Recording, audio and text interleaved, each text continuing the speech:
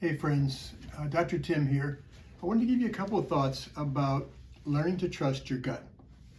I think a couple of things are important. One of them is, in order to trust your gut, you need to be kind of aware of your intuition. You need to be aware of that gut sense, your inner voice. And you can't do that unless you've learned to be quiet. I think it's so important for every kid, every adult, to have periods of time where they're unplugged, no electronics, you're quiet, and you're with yourself. You check in with yourself. How am I feeling? What's going on?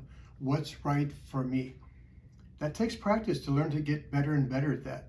So one thing is quiet time to learn to get inside, get quiet, and access your inner voice.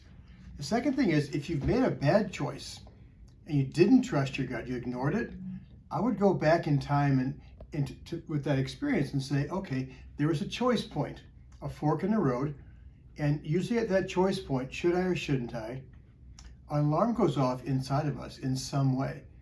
People say, I get a funny feeling in my gut, my heart starts to pound, I get a tightness in my chest, a tightness in my throat, racing thoughts. Something tells us this is important. I need to take a quick break and check in and say, what's going on? Should I or should I not do this? A lot of times we make a bad choice because we ignore the alarm.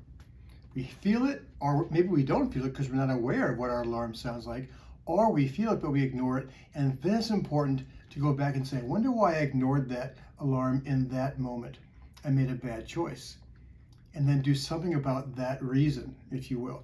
Like you may have done it because you really wanted to be in that friendship group and you knew it wasn't a good thing, but you really wanted to be involved or included in that group. So I think if you learn from your mistakes or learn from the times you make good choices, go back in time for those experiences and say, I wonder why I paid attention to my gut. How did my gut sound? What was the alarm like? And I probably responded to it and checked in with myself, and I followed it because of whatever.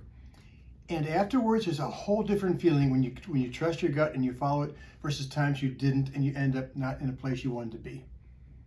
I hope that helps. Those are two just quick kind of comments or quick ideas about how to learn to access and then to trust your gut.